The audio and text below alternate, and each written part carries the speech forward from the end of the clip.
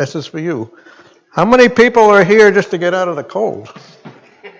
Well, be honest. Everybody. All right. Well, I'm hooking up something, and I will be with you. But Mitch and I have been doing VHF contests for a long time, and we kind of compete with each other, but I don't know, not really. Sometimes he does better than I do. Sometimes I do better than he does. We have different strategies for doing it. And everybody that does this stuff really does it because they enjoy it. At least I hope that's the reason. So what I'm going to do is tell you a very little bit about the contesting. Is there anybody here that is not familiar with grid locators or grid squares or anything like that? Anybody? Everybody's familiar with them? How many don't know what their grid square is right now? Yeah, what grid square are we in right now? I don't even know that. I don't know if we're in 42 or 43 in Deerfield here. Anybody know? We're just barely in it if we are. All right. Where's the boundary? You know what the boundary is? The boundary is I don't know. Where's the boundary? Is it north of us? Is it? Yeah. Okay, but I don't know how that relates to where we are here. We're north of it? So we're in 43 then. Well, I'm in 43 at home in Henniker.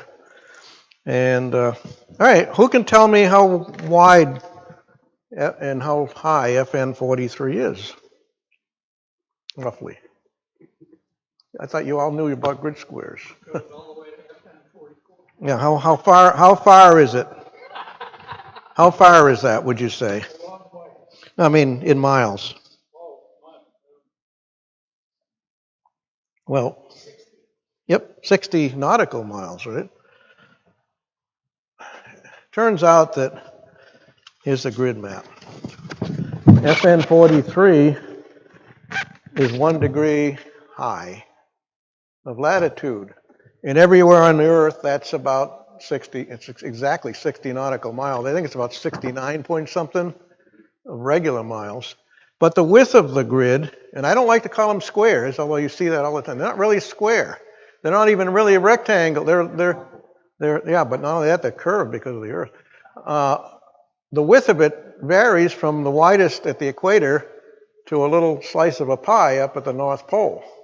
So right around here, what would you say the width is, Mitch? About 100 miles, roughly? Something like that, from one end to the other. So that's fine for most of our contests, but in some of the microwave contests, you have to subdivide those into a smaller number. So FN43 can be broken down into 5th and 6th digits. So it goes 2 letters, 2 numbers, 2 letters, and so on. And this is how it works. It starts with 00 at one corner and goes up to 99 in the other in the form of a grid. And if you want, you can further subdivide it into 2 more letters. So by the time you get out to the 12th place or so, does it really matter which part of the bathroom you operate from? I mean, that's really what they're asking when you get down that fine. But there are some contests where you only need the 4-digit locator, which is what we are in 43, and others like the 10 gigahertz contests where you have to have it finer than that so that you can pinpoint the antennas. So they use 6-digit grid locators and so on. The reason why we shut the lights off is so I could show the optical stuff because it doesn't like these lights here.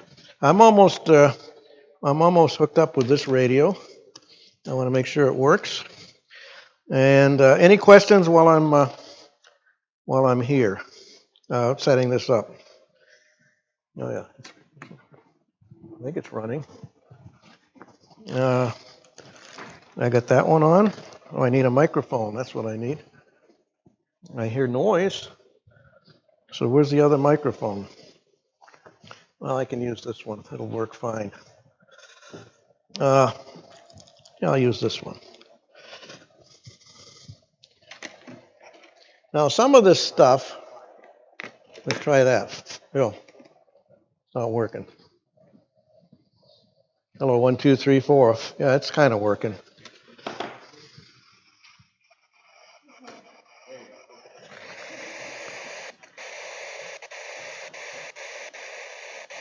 Well, I don't know. Hello, 1, 2, 3, 4. Yeah, it's working. I should mention that I got into this stuff when I was a kid, and in high school I had a copy of this VHF manual. Anybody ever seen this? It goes back to the 60s. And it had all kinds of construction articles and things you could build, and I thought, well, I like to tinker and build stuff, so that was for me. And I was a technician. And in those days, a technician ham was an experimenter. That's what the license was for.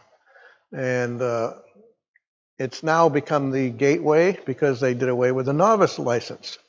Well, I didn't keep up with the novice code, so you're supposed to get up to 13 words a minute so you could pass the general. Well, I didn't do that. I was too busy tinkering with stuff, so I was a tech for a long time. And then I decided to go for it and study the code some more. So I was building all this stuff, and I figured, after a while, I said, yeah, it's on the shelf. What good is it, you know? I wanted to find out if it really works. So I got into a VHF contest in the 60s, and it was pretty neat because this book talked about auroras, and there happened to be one in January. And I didn't know my code that well, but it was slow, and I worked some guys on 6 meters out in the Midwest. I said, this is pretty neat. So then we went portable and did all kinds of fun things. So I got kind of hooked on it. But my goal was always to experiment with new bands, and it still is. And you know, you look at the list of bands that we have, and there's a lot of them. In fact, I'm willing to bet that nobody in this room, including me, has been on every ham band that we have. How many people have been on most of them? There's what, 20 bands or more? Anybody here? Most of them. What bands haven't you been on? 2,200, like 2.3 gigs or, okay. 2,200 meters. I haven't been on there either. And I haven't been on 630 meters. That's in the other direction. But I am interested enough to want to do that. Have you been on 630 meters? Same kind of people that like this stuff. They like listening to weak signals buried in the noise and pretend somebody's there, right? I mean, really, I mean, it's the same kind of people, you know. That's 160 meters. Yeah, 160 meters is like that. You know, you have to be willing to stay up at all hours of the night, pick out a signal out of the noise, and Mickey can tell you. I turn the volume up and I hear somebody in the noise, and she says that I have a hearing problem because of it.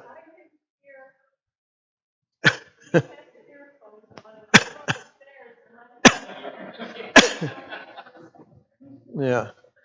So what VHF bands haven't you been on? I'm just curious. You've been up to 10. Okay. Well, there's a lot of. It gets pretty tough when you get up there because you either need money, or a guy with lab equipment, or a microscope or something. So I've built stuff from scratch, all the way up to 10 gigs. When you get beyond that, it gets really tough. Like 24 gigs. Not only don't the parts want to work up there with conventional parts nowadays, but it's just you read about these guys. They have a microscope and all kinds of stuff, and they're putting things together. But there are parts available. So if you're not totally dedicated to building everything from scratch, which I used to be, I realize there's some things that are best left to the professionals that you can make use of. So I'll show you a couple of those things. All right, so right now we have a June contest coming up, and the big thing in 6 meters is E-skip in June. It peaks not starting now until maybe in the middle of the summer. You're going to have days when there's going to be some ionospheric E-skip propagation, and that's going to dominate the contest if it's really good in June, to the point where you might kind of ignore most of the other bands. So if you want to do microwave stuff, you have to drag somebody off of 6 meters because he's working grids, And it's pretty easy. Mitch, would you say how many grids could you typically work in a June contest on 6 meters? Is he here? Yeah. Oh, maybe he's not here. Good conditions, well over 100. So, but in the other times a year, you probably aren't going to work that many grids on 6 meters. So you're going to spend more time on the other bands. There's some rule changes, by the way. There was quite a bit of controversy about using FT8, which is digital, versus not using it. And I'm one of the people that doesn't use it, not because I'm against it so much as I don't have it, but some people were just spending all their time on FT8. That allows you to dig these signals out that you can't hear. They're in grids that are below the noise level for audibility, so people were spending all their time, but they were neglecting the rest of us who were on CW and single sideband and all that. So there was some controversy about what to do about it. I think they're going to have a separate contest of some sort. But anyways, what they decided to do, and I just read this the other day, is they're going to allow single operator stations, low and high power single operators, to choose either all mode or analog modes. All mode means all the digital modes. Analog plus all the analog modes, which is single sideband, AM, FM, and CW. So if I choose the analog mode and not do digital, it puts me in another category. So I'm competing with a different group of people. Mitch and I could end up being in a different category if we do that. Now, they haven't done that for rovers and other groups like that. Rovering, by the way, is a fun thing for a lot of people. And I thank all the rovers that are out there because they get in these rare grids and they move from place to place. And if they have a lot of bands, you can work them on a bunch of bands. So I am of the persuasion of use it or lose it. So we should get on these frequencies and populate them as much as possible. So it's easy, hams talk about that, but how many hams really do it? How many hams really get on these bands? Not too many, I don't think. And I got to admit, I'm not in the group of people that uses them for all kinds of data link things and so on. And that's good that we have them because we have a lot of spectrum up there, but we got to occupy it. It's like real estate. And there are all these speculators out there with 5G, and now they're working on 6G. They just buy this territory up at auction, and they'll sit on it. And we can't use it because they've spent millions of dollars to keep us out. We don't have millions of dollars, at least nobody I know does. So, every time we get on these bands, if they're not exclusive to us, there's a danger that we're going to lose them. So I'll go up the bands quickly. Any more questions on the grid locator thing? The chart shows a bunch of bands. 6 meters, of course, almost all modern HF radios have 50 megahertz now. There used to be a separate radio that you had to get, but now a lot of them have that. So more people than ever can probably get on 6 meters. 2 meters, some HF rigs have them, some have, you have to go to another radio. How many people here have a ICOM 9700 new radio? Nobody? I can't, I didn't hear anybody. Chip's got one. 9700 is a pop. What do you like about the 9700, Chip? It's state of the art. It's got a great display. I think it was intended primarily for satellite users. Yeah. But it's got 1296, Yep. 32, 70 centimeters. Doesn't have 220. Yeah. It's a versatile radio. Right. A lot of people like them. I know several people that have them. And they also have the small one, which is the 705, is it? Yeah. And it's less expensive than the Elecraft, but it's got the waterfall display, all kinds of neat stuff on it. But it's got 3 bands, the 97. So it's got 432. Unfortunately, all of these rigs skip over the 222 band because the manufacturers say it's not used outside of North America, so why should we put it in? Although technically they could. I think there was a rig called a 736 or something that had it with a module at one time, but basically if you want to get on 220, and I'm talking about CW and sideband now, you got to have a transverter. So there's sort of a lack of activity on some of these bands because the equipment isn't as available. So when you go from 144 up to 222, the number of people on it is fewer. But then there are more people on 432 because the stuff has it. So all these rigs that now have 1296.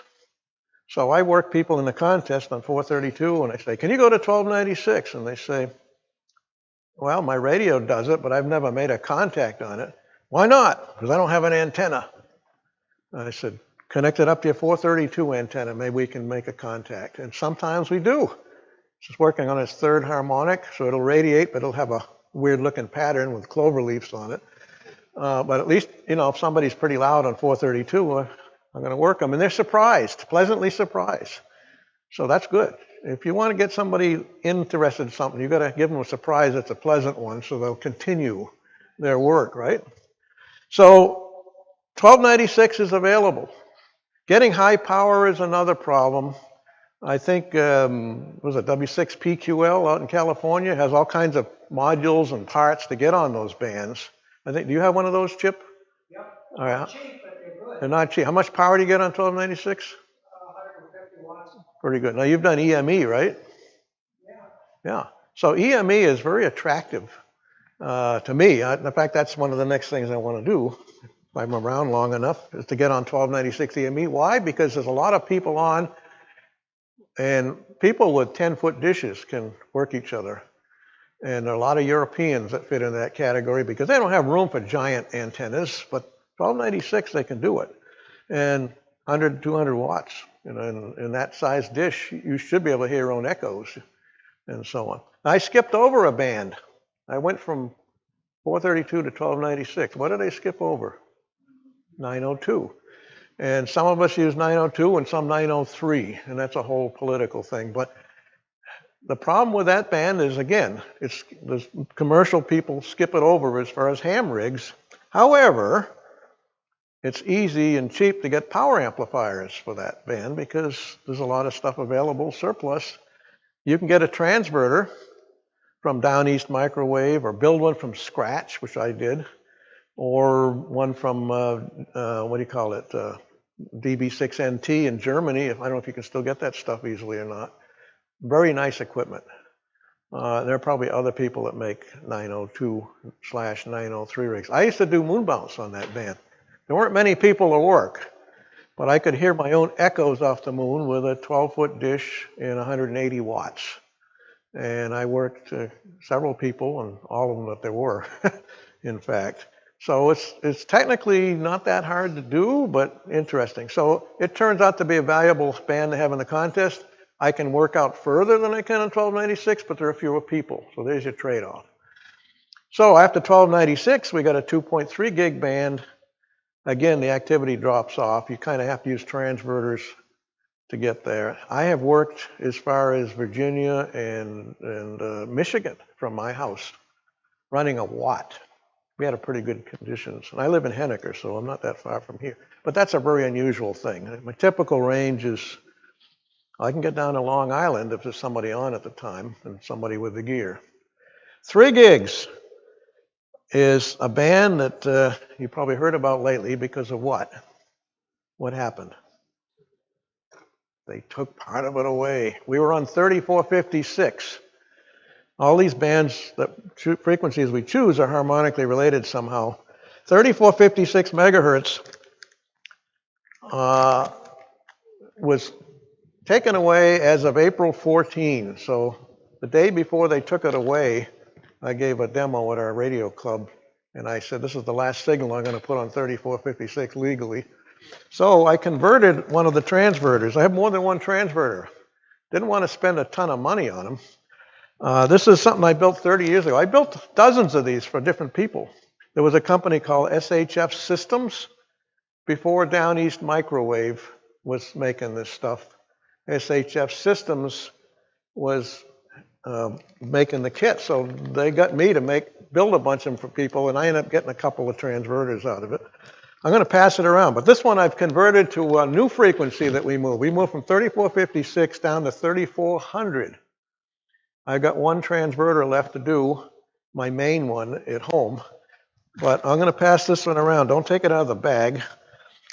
But in order to not spend a ton of money on something that we may not have very long, frequency-wise, I found a source of crystals from Czechoslovakia called Krystaly, K-R-Y-S-T-A-L-Y. You can look it up. The guy's pretty nice. And I've been told that crystals, overtone crystals like this cost $60 and up. That's a lot of money for something like that.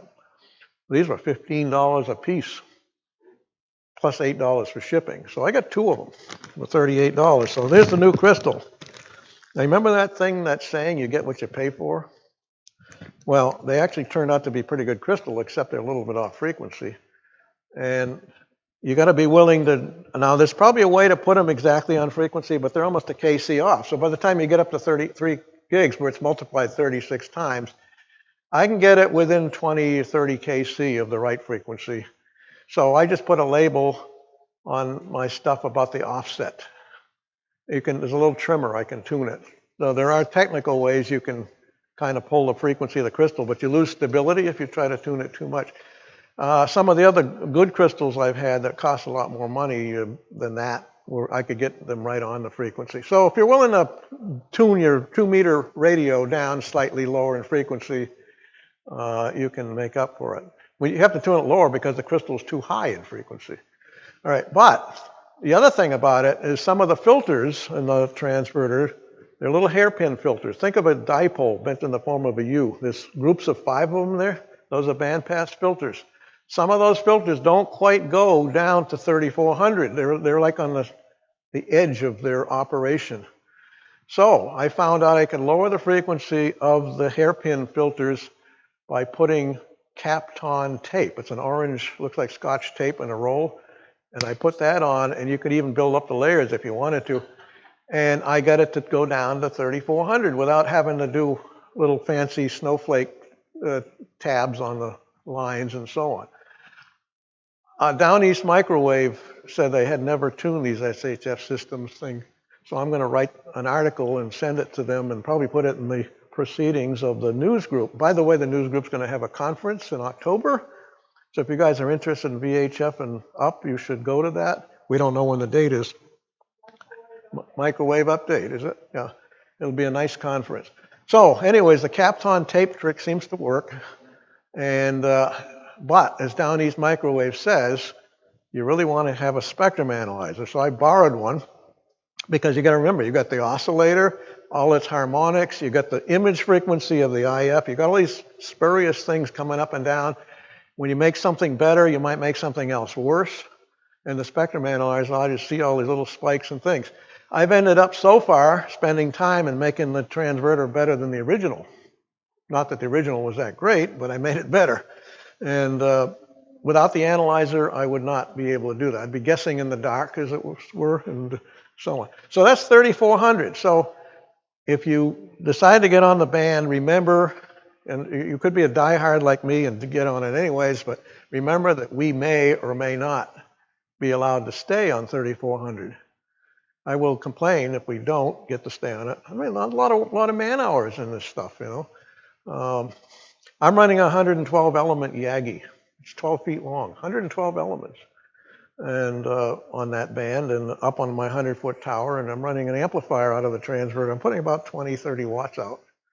So, but there aren't that many people on 3 gigs. You know, that's unfortunate, but let's hope some of them show up in June, all right? 5 gigs, next band, that's a nice band. That's also under threat. I'm using a dish, looks like a barbecue dish, about that high and that wide. And that's up on the 100-foot tower. And the whole transverter is up there because feed line loss is horrible at those frequencies. I got about 3 watts, and I've gotten down into Virginia and western Pennsylvania with that thing. And next band is a very popular one, 10 gigahertz. Why is it popular? Anybody? Mickey can tell you. Why is 10 gigahertz popular? It's a lot of fun. You can build equipment yourself. But what is there about 10 gigs that isn't on the other bands that I mentioned? It's got its own contest. We have a 10 gigahertz and a 10 gigahertz and up contest. So the contest is really, in my mind, kind of a proving ground for all this stuff. It's a way to concentrate activity because, you know, let's face it, you aren't going to get on these bands randomly throughout the year where your antenna doesn't even know where it's pointed and hope that some other guy is pointed at the same direction you are and you're going to hear them and they're going to be on at the same time. That's not likely. It's not like 20 meters where the band's crowded with people. You kind of have to plan it. And if you don't like that, then maybe you don't have the patience for this stuff. But, you know, contests allow a bunch of people of like mind to get on. When I say a bunch, we're talking hundreds of people, not thousands. And, you know, it's good. Now, if there are too many contests, then you spend your whole life just doing that and nothing else. So most of us look forward to the contest, but we also realize that we don't want to do it more than a few days of the year, you know. Now, some people that want to do it all year long, they'll experiment with their friends and some people do that, which is fine. And in fact, I was doing 10 gigs the other. I'm going to pass this around. This is a homemade 10 gigahertz radio. Some of it's made out of surplus relays and parts. All the RF stuff, the relay, the filters and all that, they're made out of pipe caps. They're all homemade. And I'll pass it around. This is less than a watt. I used to have it on my tower, and I took it to the islands with me. Mickey and I go down to Block Island in August, and for the 10 gig and the second weekend of the 10 gig contest is in September, and we go to Martha's Vineyard, and we've been doing this for years. Have a lot of fun. Over water, you get all kinds of neat things. That radio has made contacts over 600 miles. With that and a what do you call it, satellite TV dish, 18-inch dish. All right. So that's an example of a homemade one. If you don't want to build your own, this is the German DB6NT. Now I put heat sinking around it. It turns out that the voltage regulators get hot. So when you go from receive to transmit, the temperature changes and the thing drifts. So heat sinking it helps to reduce the drift. This is the one that we use when we go portable. It puts out 200 milliwatts. And notice the antenna. The antenna is an SMA connector, which looks like a ground plane, right? In fact, it's probably too big for a ground plane at 10 gigs. And one of the things we do in the 10 gig contest, you are allowed to work people like Mickey and I can work each other, but you have to be at least a kilometer away. The other contests you don't. You could be next door, but it has to be capable of a kilometer, even though it really doesn't have it. So we go to different parts of Block Island, for example, 2 different grids, and it turns out to be 8 kilometers center to center, which is what the rules say, even though it really is only about 3 kilometers. But this SMA connector has made contacts well over 100 miles away. Yeah, K1TEO, I can work him from the islands with this as an antenna. That's 100-something kilometers. From my house, I've worked Mount Washington with this thing. Loud, too. So any line of sight path is you don't need much of an antenna. So that's, to me, kind of neat. So that's the German one. Now, you might find one of these used somewhere. And if you do, you should consider getting on the band. The only problem with the old ones is they tend to drift. Chip, you have that problem, right? All right. Well, I found that if I retweaked it, you can get the crystal, because the crystal drifts with time. So after a few years, you got to tune up the band, right? But you got to heat sink it. And they also have a clip-on heater on the crystal that's more constant in temperature. It's a little thermostat thing. That helped too. It's not perfect, but it's a lot better. But anyways, word to the wise. So I went down, broke down. I figured I earned this. Got one of the new DB6NT transverters that locks onto a 10 megahertz or GPS source. And that puts me right on frequency now. The only thing is my 2-meter rig now becomes a limiting factor because that drifts somewhat. But, you know, people were chasing me up and down the band. You got to remember, any crystal in these radios is multiplied and the error and the drifting multiplies. So that's not such a good thing. So if you do it right and more people are doing it that way, you'll be right on frequency. And that means some people are doing digital stuff because you got to be on frequency for that. And that allows them to do that. W1FKF in Loudon, New Hampshire runs schedules with K1RZ in Maryland on 10 gigahertz. It's 600 and something kilometers, and they work a lot. They use an FT8 digital stuff. They work a lot. They work on either airplane scatter or rain scatter or things like that, or just the turbulence. There's all kinds of neat things that happen on these bands like that. You can bounce off airplane. You know, weather maps, radar maps, they're around 10 gigahertz where they're made. They're bouncing echoes off of clouds and things. So we can do the same. And with rain scatter if a rainstorm is halfway between you and the other station, you can get like 400 miles. Pretty neat. Pretty neat stuff. All right, we have a 24 gig band. Not so many people on that. 47 gig band, I'm on that too. Not even fewer people. I'm only running milliwatts there. I'm not on the 78 gig band. N1JEZ is on it, a smart guy, and W1FKF and a few others are on 78 gigs. But there is another band that I did get on with these rigs right here. This is 122 gigahertz. It's about 12 times the frequency of 10 gigahertz. So your dipole is like a little over a millimeter long if you want to make one. So we're using horns. The range between these two units is probably a couple of miles. And it's pretty line of sight because you're getting up pretty far in frequency, almost optical. So we use these to work each other on Block Island. If you want to get further, you got to put a dish. Well, a dish that big on that band has got a beam width of about 1/10 of a degree or less. You're going to spend the whole contest trying to aim the thing to get a contact 50, 60 miles away. That's a little bit steep for me. So I'd rather, the only reason why I get on this is so we can work another contact. 10 gigs, you get 100 points for each new call. So Mickey and I can work each other. In the other contests, you don't get that, but you get a new grid. So I can work my own grid, which helps with the multipliers, 122 gigs.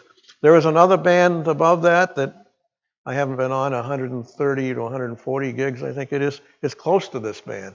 I understand these Australian guys that made this stuff, which is based on a radar chip for high-end automobiles, 122 gigs, a little square integrated circuit. That's the kind of thing that I couldn't build, but you can buy the little board from these guys. They're working on one that's a dual bander that has this band and the next one up. So when that comes out, I'll probably get a couple of them so I can say I got on that band. The next band up, and the last one, is 241 gigahertz. The only people I have heard of that have ever been in that band are experimenters that do this kind of thing at universities or something for a living. I don't know that I'll ever get on that band, but I'd like to because it's there, right? But there's another rule in the contest which says that you can operate above 300 gigahertz for points. And if you read the rules, it used to be that you had to have coherent light, which is lasers. Well, I played around with lasers for a while. I think my build-up in my talk mentions lasers. But I'm going to hook up this little code key here. And this is just a pen pointer laser. Now the ARL rule says that the laser has to be 5 milliwatts or less. 5 milliwatts or less. That's not much. But there's a safety problem with lasers because the light is so concentrated, you don't want to look into it. I'm stalling for time because the connection on my code key just unconnected here. See if that works. This is a vintage World War II code key, by the way. All right, let me plug this in. And this is a laser, it's about as simple as you can get. It's an NE555 timer. There it goes. See the dot on the wall? I don't know. Anybody see the dot on the wall? All right, now I have that laser pointer and I have my optical transceiver here, which uses a pair of lenses. Anybody know where these come from? The lenses? Remember the projection TVs? They had 3 of them in the back, red, blue, and green, right? Right? Yeah, well, they're worth a lot of money if you can find them, but they're adjustable too. You can adjust the focal point and so on. Anyways, one's for the receiver, one's for the transmitter. Now, this is above 300 gigahertz. In fact, it's about 478 terahertz. It's about 1 million times the frequency of the 432 stuff, right? That means the wavelength, if you built an antenna, it'd be 1 million times smaller, right? So we usually use lenses and parabolic reflectors and different things like that. Let's see if I can, here, we turn the lights down. So now, yeah, so now you're hearing background noise, you're not overwhelmed. I'm going to see if I can hit the wall with that laser and find the spot. And this is going to be a reflection, but let me turn the code key on. See if I can find it here. Is it on? Yeah, it's on. It's like a needle in a haystack. There it goes. Here we go. Pretty sharp in aiming, isn't it? Way to go. What happened? I can't even hold it steady enough.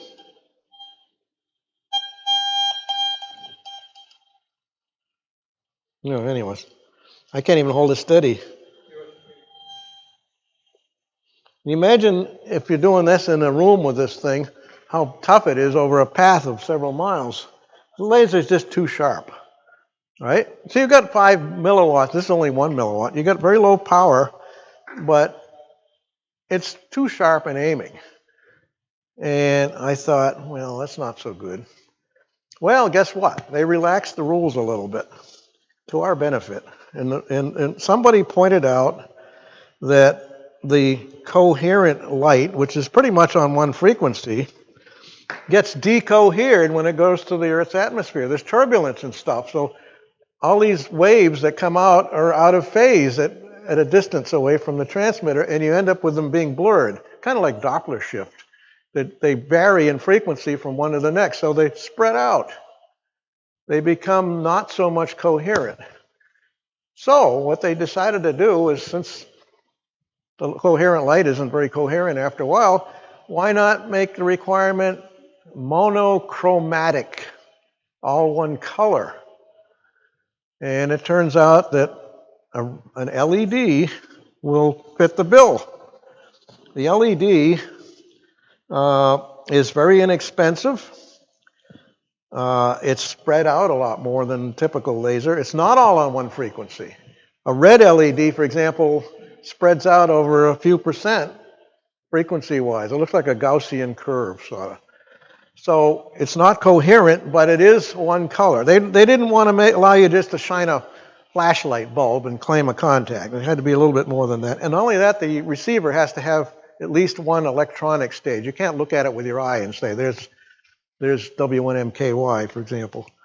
So let's see if I can get anything out of this.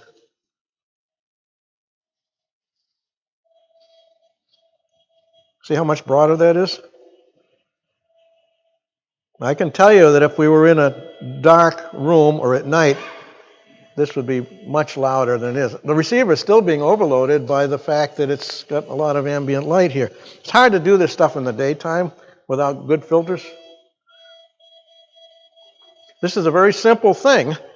You know what it is? It's a Radio Shack LED with a light on it, and an NE555, which is a square wave oscillator, and I have a resistor in series so I can go low or high power. At night, we can get this thing a couple miles away on that radio. All right? Well, not everybody likes code. So for those that don't, we could run this more sophisticated rig here. I'm going to unplug this and go to here. And this is a 1 watt LED with a lens on it. Everybody see that? I'm going to turn it down so you don't get blinded here. Everybody see that? All right, now I'm going to put the code key on it and do the same thing I just did.